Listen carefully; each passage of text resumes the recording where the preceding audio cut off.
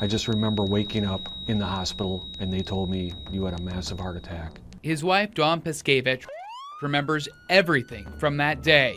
And he was getting a little worried about being able to keep up with the snow. After completing a small section of driveway, David came inside. I went down into the basement to do a load of laundry, and I heard him call out, "Babe," like a question. Not painful, just "Babe." And I screamed up, "Yeah." And all of a sudden I heard a shuffle. He didn't respond. And all of a sudden I heard a smash. And I flew up the stairs, and there he was at the top of the stairs. I flipped him over. He didn't look good. Greenfield, please.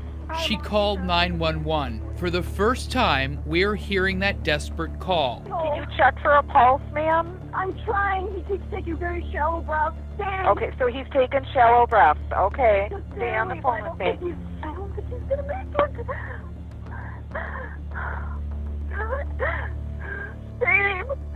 Dave! Oh, God. Dave! Oh, no! And I told the operator, I think he's gone already. Ma'am, is he still taking a breath? Can you feel along the neck area? See if there's a pulse? Anything. There's no pulse, ma'am? No. It's what Greenfield 911 dispatcher Kim Gajewski told Dawn to do next. Was not hard at all. It is the easiest. That helped save David's life. She instructed her to perform compression-only CPR. You can start doing chest compressions, okay? How many should I do? Just keep doing chest compressions. If you keep doing chest compressions, at least he's getting some air in, and it's going to help him until we get there. She said that they were on their way and that I was not to stop until someone moved me over. The police officer arrived first, I believe, and he gently moved me over, and he took over, and then the paramedics were there, like, right on top of the police officer. So then I moved out of the way and watched them do what they do, and they worked hard. David beat the odds and survived. The rest of us got to know the story in February through this Twitter post by the Greenfield firefighters.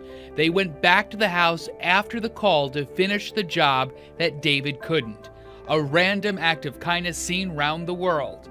We're encouraging our neighbors to be everyday heroes, and if they know somebody that needs some help, go out and shovel their driveway. Fast forward 8 months, now all Milwaukee County dispatchers are trained to instruct CPR over the phone as new protocol. We're trained. We want the person to live. That's our goal here, and we're getting help to you. Greenfield 911, what is your emergency? Holly Simmons finished her training with the rest of the dispatchers this past summer. Since June, county dispatchers have guided at least 24 callers through the steps. I feel a lot more confident giving the instructions, so yeah, it feels great to be able to aid in saving someone. When you wake up in the morning, you need to, hey, how about that? I took a breath, you know? It means a lot.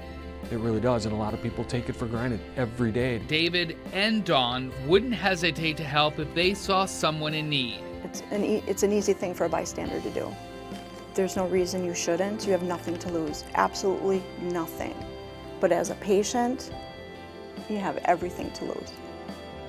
Your perspective on everything changes. It's you don't sweat the small stuff. You just keep on keeping on.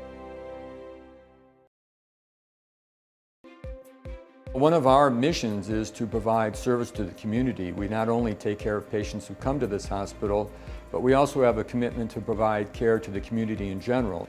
Every day in our community, there are cases of out-of-hospital cardiac arrest, and the more the community is involved in caring for these patients, the more likely the patients will survive. We're lucky in Milwaukee County because we have an excellent EMT system, and patients can get first responders very quickly to the scene of cardiac arrest events. And this CPR, as it's taught, augments blood flow significantly, and to the point where, for the relatively short period of time, we hope, where emergency services are going to be arriving to apply additional therapy to the patient, it helps to maintain organ perfusion to the point where the patient then can survive the event. So hands-only CPR is an important bridge between the time the patient has an out-of-hospital cardiac arrest and life-saving therapies such as cardiac defibrillation and more advanced cardiac life support systems can be employed. We need to, as a healthcare system, extend training to the community and knowledge of the value of hands-only CPR. Recently at the American Heart Association Heart Walk, Fredericton Medical College trained about 300 people in hands-only CPR.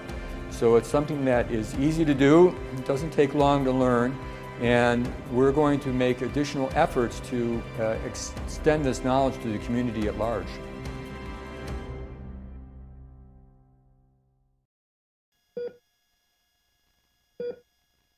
I'm with Lieutenant Dan Tyke from the North Shore Fire Department. Now, Lieutenant, what you have inside this bin can actually help you save a life. Yeah, inside your bin you'll find a mannequin, a pump for inflating the mannequin, and then an AED or automated external defibrillator, which we'll talk a little bit about later. So the mannequin we're using is a little different than what you'll find in your bin at home, but we're trying to give you a better visual here. So coming upon a victim, the first thing you're going to do is you need to make sure that the scene is safe. So as you approach, take a look around. We don't need you to become another victim. So it's important that you're safe as you approach them. In this case, we know that we're safe. We're going to approach the victim. We're going to tap and shout to try to wake them up. So buddy, buddy, are you okay? Buddy, buddy, are you okay? Great, and you don't get any response here, so they're unresponsive, not able to be awakened.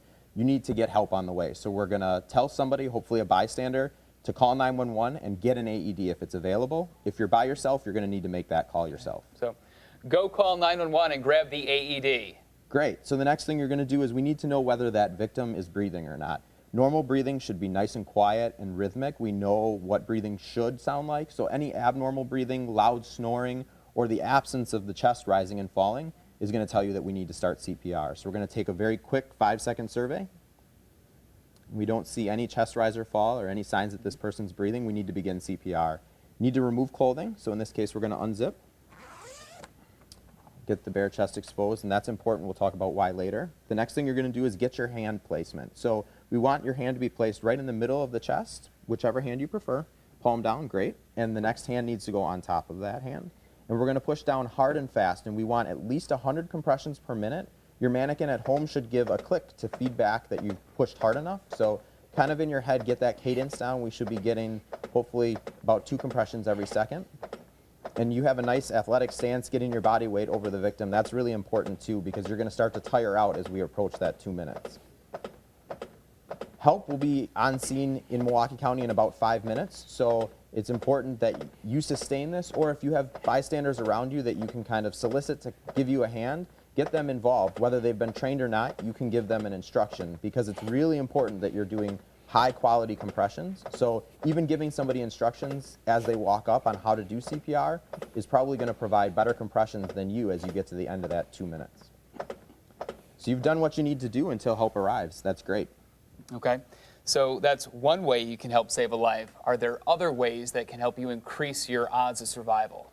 Yeah, so there's a couple options. One, we offer certification classes, Milwaukee County EMS, as well as all of your local fire departments and even some private companies in the area offer certification courses. And in addition, inside of your kit you found that AED we talked about. AEDs are available in airports, a lot of public places, schools, churches, that type of thing. If an AED is available, it gives you instructions step by step on how you need to place it, how you need to turn it on, and it'll even walk you through when to do CPR or when it needs to shock. It's important getting this AED in play if it's available early on.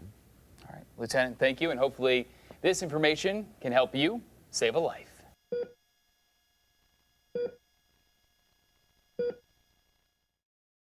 So, Lieutenant, you mentioned the AED. What does it stand for and what can it do? So AED stands for Automated External Defibrillator. There's 2 rhythms that an AED looks for that are what we call shockable rhythms. If the computer chip inside of the AED identifies you're in one of those 2 shockable rhythms, it'll deliver an electrical charge between the 2 pads you're placing on the chest to hopefully actually stop the heart from the rhythm it's in and allow the heart's internal kind of brain to take back over in a normal rhythm. Okay. So the AED you have inside is a trainer that comes inside the red bag. For the purpose of teaching this, I'll have you actually place your hands on the chest like you're doing CPR. And once the AED arrives, it's important you get it into play as soon as possible. So that your AED arrives, you're going to open and unzip. And your trainer needs to have the pads placed. There's pictures on the pads that'll tell you exactly where the AED pads need to go. Some AEDs will include a second set of pads as well. That second set of pads is actually if you have a patient that has some hair on their chest, you need to get that hair out of the way because there needs to be really good contact between the pads. Some AEDs also include a razor for getting the hair out of the way. Great, so now we have the pads in place. The next thing you need to do is turn the AED on. So go ahead and press the green button. It's going to tell you that it's analyzing the heart rhythms. Analyzing heart rhythm. And it's going to tell you don't touch the patient. Do not touch the patient. That's important because we don't want to send the AED the wrong message to think it's reading a rhythm that doesn't exist. Shock advised. So it's now analyzed. It's told us shock advised. The next thing it's going to do is charge to get the electricity Charging. into the AED ready to deliver to the victim. Stay clear of patient. And once it's charged and ready to shock, it's going to tell you that it needs you to stay clear. We want to make sure nobody is in contact with that victim. So you're going to say, I'm clear, you're clear, we're all clear, and make sure nobody has contact with that patient at all. So I'm clear, you're clear, we're all clear. Deliver shock now. Press the orange button now. And then at that point, you're going to press the orange flashing button. Shock delivered. And it tells you it delivered the shock. Begin CPR. Now it's going to go right back into CPR. It tells you to begin CPR again. And it's even going to give you the click or the cadence to give CPR. And at the end of 2 minutes, you're going to hear it reanalyze again. At the point it tells you not to touch the patient, you'll again come hands off. And now you know how to use an AED.